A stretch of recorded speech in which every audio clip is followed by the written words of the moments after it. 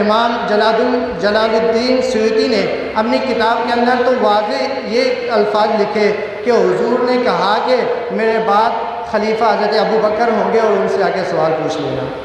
تو جب حضور علیہ السلام کی وفات ہوئی تو حضور نے کسی کو بھی خلیفہ مقرر نہیں کیا تھا کہ حضرت ابو بکر میرے بعد خلیفہ ہوں گے۔ حضور نے کسی کو بھی منتخب یا مقرر نہیں کیا تھا۔ ہاں، رسول اللہ صلی اللہ علیہ وسلم نے کچھ اشارتاً باتیں کہی تھی جس کے اندر حضرت صدیق اکبر رضی اللہ تعالیٰ عنہ کی خلافت کا ہمیں پتہ چلتا ہے اور علم ہوتا ہے۔ اس کے بعد جب حضور علیہ السلام فوت ہو گئے، اس دنیا فانی سے رخصت ہو گئے، پھر صحابہ نے آپس میں مشورہ کیا کہ کس کو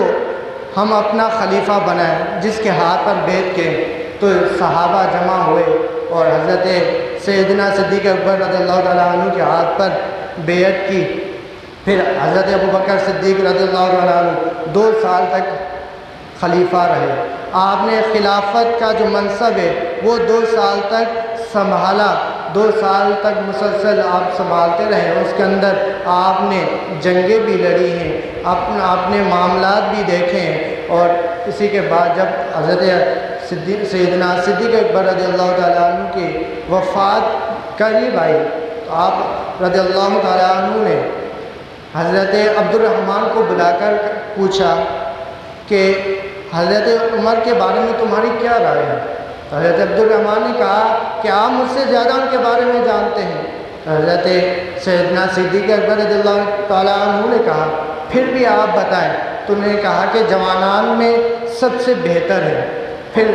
حضرت سیدنا صدیق اکبر نے حضرت عثمان غنی رضی اللہ تعالیٰ عنہ کو بلایا اور انہی سے یہی پوچھا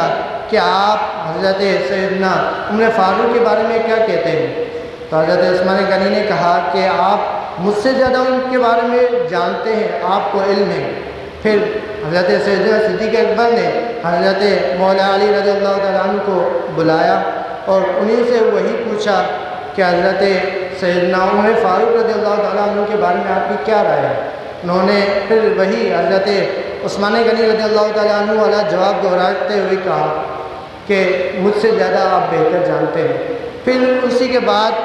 حضرت سیدنا صدیق اکبر نے صحابہ سے مشورہ کیا، ایک میٹنگ رکھی جس کے اندر صحابہ کو بلایا۔ بلانے کے بعد وہاں پر مشورہ ہوا کہ میں حضرت سیدنا عمر فاروق کو میرے بعد خلیفہ مقرر کرتا ہوں۔ تو اس مشاورت کے اندر حضرت اسید رضی اللہ تعالیٰ عنہ موجود تھے۔ انہوں نے حضرت سیدنا صدیق اکبر سے کہا اے خلیفۃ الرسول، کیا آپ اپنے بعد خلیفہ مقرر کرتے ہیں؟ آپ اللہ کو کیا جواب دیں گے؟ تو انہوں نے کہا کہ میں اپنی رائے کے مطابق جو اللہ کا زیادہ متقی بندہ ہے میں اس کو مقرر کر کے جا رہا ہوں۔ پھر آپ نے ایک وصیت نامہ لکھا حضرت عمر فاروق کے متعلق۔ اس کے اندر آپ نے لکھا کہ میں اپنے بعد حضرت عمر فاروق کو خلیفہ مقرر کرتا ہوں اور میں حضرت عمر فاروق کو اچھی نگاہ سے دیکھتا ہوں، یہ نیک ہیں، تقوی والے ہیں، پرہیزگار ہیں، یہ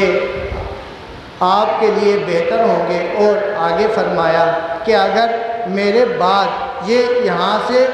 پھر جائیں، اپنی حالت سے تبدیل ہو جائیں، تو ہر شخص کو وہی ملے گا جو اس نے کمایا ہوگا، اور میری رائے کے مطابق حضرت عمر فاروق رضی اللہ تعالیٰ عنہ خلافت کے لیے مستحق ہیں اور ٹھیک ہیں۔ تو یہ وصیت نامہ لکھا تو حضرت مولا علی نے جب حضرت عمر فاروق نے کے بارے میں جب یہ وصیت نامہ حضرت صدیق اکبر نے لکھ کر عوام کو دکھایا کہ وصیت نامہ میں حضرت عمر فاروق کو دے کر خلافت دے رہا ہوں، تو حضرت مولا علی کھڑے ہوئے کہا کیا یہ جو وصیت نامہ ہے صدیق حضرت سیدنا عمر فاروق کے بارے میں ہے؟ تو حضرت صدیق اکبر رضی اللہ عنہ نے کہا ہاں۔ تو حضرت مولا علی نے کہا اگر یہی وصیت نامہ اگر سیدنا عمر فاروق کے بارے میں نہ ہوتا تو ہم قبول نہیں کرتے اس کو اپنا خلیفہ۔ اس کے بعد آپ کی حضرت سیدنا صدیق اکبر کی تھوڑی وقت کے بعد وفات ہوئی۔ آپ کی وفات کا سبب کچھ روایتوں کے اندر مختلف لکھا گیا ہے۔ ایک روایت میں آتا ہے، حاکم کی روایت ہے لکھتے ہیں کہ حضرت حضور علیہ السلام کی جب وفات ہوئی تو حضرت سیدنا صدیق اکبر رضی اللہ تعالیٰ عنہ حضور کے غم کے اندر کمزور اور نحیف ہوتے چلے گئے، اور اسی کے اندر آپ بیمار ہو گئے، اور آپ کی وفات کا سبب یہی حضور کی جدائی بنا۔ اور دوسری روایت میں یہ آتا ہے کہ آپ رضی اللہ تعالیٰ عنہ کو زہر دیا گیا۔ زہر کچھ اس طرح دیا گیا کہ آپ کھانا کھا رہے تھے، آپ کے ساتھ ایک صاحب اور بھی تھا جو آپ کے ساتھ کھانا کھا رہا تھا، اس کو معلوم ہوا کہ اس کھانے کے اندر زہر ہے، تو حضرت سیدنا صدیق اکبر سے کہا کہ اے خلیفۃ الرسول اس کھانے کو چھوڑ دیں، اس کے اندر زہر ہے، اور یہ جو زہر ہے 1 سال کے بعد یہ اپنا اثر دکھاتا ہے۔ تو حضرت صدیق اکبر نے فوراً اس کھانے کو چھوڑ دیا، تو اس کے بعد جب وقت گزرا تو آپ کو تکلیف ہونا شروع ہوئی۔ آپ 7 جمادی الاول کو نہائے، اس وقت سردی کے موسم تھے، تو سردی میں جیسے 7 جمادی الاول کو نہانے کے بعد آپ کو بخار آیا، اور بخار آنے کے بعد 15 دن تک آپ حیات رہے، اور 22 جمادی الاول کو آپ اس دنیا سے رحلت فرما گئے۔ اس کے بعد حضرت سے سیدنا عمر فاروق رضی اللہ تعالیٰ عنہ کی خلافت کا وقت شروع ہوا۔ حضرت سیدنا عمر فاروق کی خلافت، حضرت سیدنا عمر فاروق کا جو لقب سب سے پہلے دیا گیا وہ امیر المومنین کا تھا، اور آپ رضی اللہ تعالیٰ عنہ وہ خلیفہ ہیں جنہوں نے 10 سال تک خلافت کا منصب سنبھالا۔ آپ 10 سالوں کے اندر مختلف جنگیں کرتے رہے، ملک فتح کرتے رہے، بہت سارے یہاں پاکستان کے اندر آئے تو یہاں اپنے لاہور تک پورا عرب سے لے کر یہاں اپنے لاہور تک پورا ملک فتح کرتے ہیں، پوری زمین فتح کرتے ہیں، اور اس طرف اگر چلے جائیں تو چین جاپان کی طرف آپ نے فتوحات حاصل کی۔ آپ کے دور میں بہت زیادہ فتوحات ہوئی، اور بہت سارے غیر مسلم اسلام قبول کر اللہ کے بندے بن گئے اور اللہ کی عبادت کرنا شروع کی۔ تو حضرت عمر فاروق جب بوڑھے ہوئے تو حضرت عمر فاروق نے رب سے دعا کی، اے اللہ اب میری ہڈیاں، میری جو قوت ہے، طاقت ہے، مطلب سے مراد ہڈیاں، وہ کمزور ہو گئی ہیں، ایسا نہ ہو کہ میرے عقل جانے تک میں زندہ رہوں، اے اللہ ایسا کرے کہ میری عقل جاننے سے پہلے مجھے اپنے پاس بلا لیں۔ پھر آپ علیہ السلام کی دعا کے اثر سے آپ کو کچھ وقت کے بعد آپ کی وفات ہوئی، اور آپ رضی اللہ تعالیٰ عنہ نے کوئی بھی خلیفہ اپنے بعد مقرر نہیں کیا، بلکہ خلافت کا جو منصب ہے اس کو صحابہ کے مشاورے پر چھوڑ دیا کہ میرے بعد جو خلیفہ ہوگا وہ صحابہ آپس میں مشورہ کریں گے کہ کون میرے بعد خلیفہ بنتا ہے، وہ صحابہ خود اپنے اندر دیکھیں گے کون خلافت کے منصب کے لائق ہے، کون اس کو سنبھال سکتا ہے، وہ خود مشورہ کر کے پھر خلیفہ چنیں گے۔ پھر حضرت عمر فاروق جب فوت ہوئے، صحابہ کی مشاورت ہوئی، تو اس کے بعد حضرت عثمان غنی رضی اللہ تعالیٰ عنہ کو جو خلافت کے لیے مقرر کیا گیا۔ آپ جب خلیفہ بنے تو آپ حضرت عمر فاروق کے مقابلے میں نرم مزاج تھے۔ حضرت عمر فاروق تھوڑے سخت مزاج کے تھے، آپ ہر معاملے میں اگر کوئی دین کے خلاف بات ہوتی بہت سختی کرتے،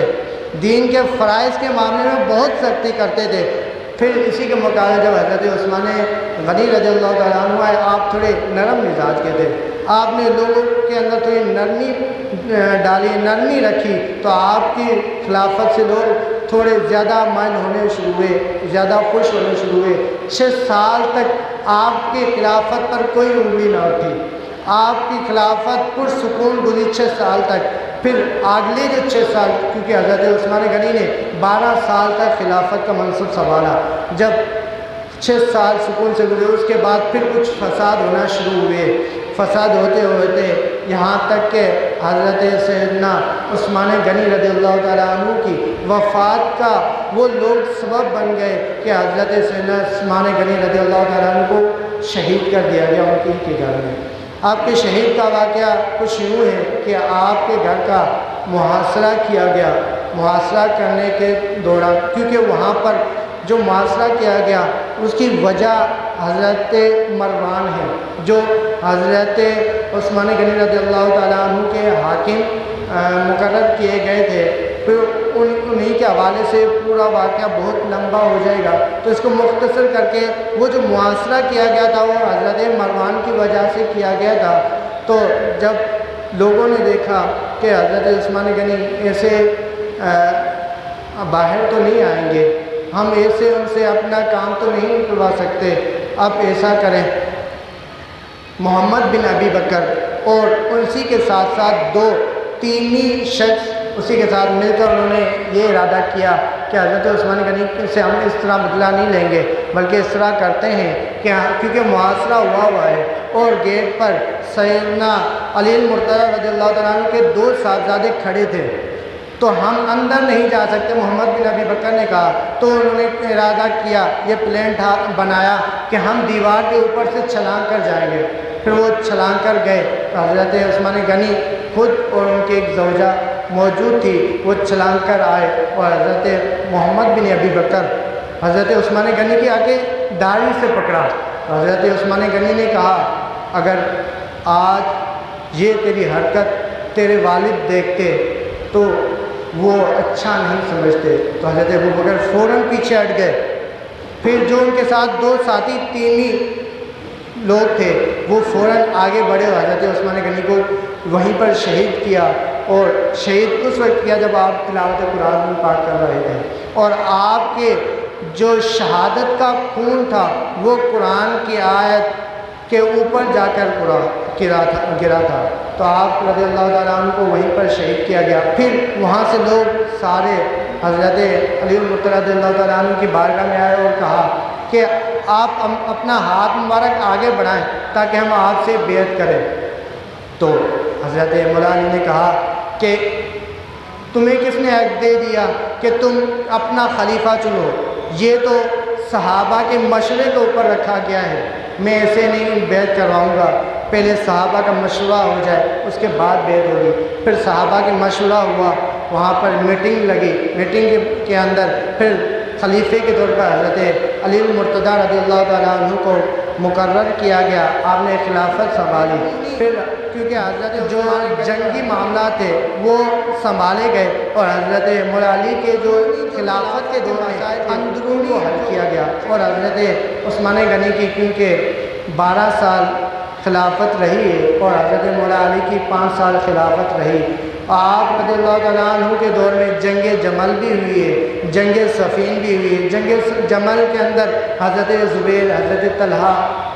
دونوں شہید ہوئے اور 3000 کے قریب لوگ شہید کیے گئے۔ اس کے بعد جنگ صفین ہوئی جس کے اندر حضرت امیر معاویہ کا لشکر ایک سائڈ تھا، دوسری طرف حضرت مولا علی المرتضیٰ رضی اللہ تعالیٰ عنہ کا لشکر تھا۔ جب آپس میں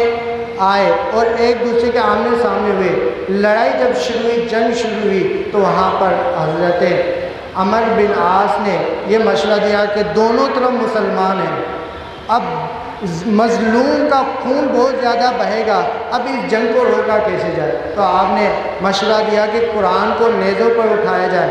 تاکہ پھر اس کے بعد صلح کے لیے کہا جائے۔ تو حضرت امیر معاویہ جو شام سے لشکر لے کر آئے تھے کوفہ سے، ایک جگہ مقرر کی جہاں پر دونوں کے ہاں بیٹھ کر ایک مشورہ کیا گیا، صلح کی گئی، جس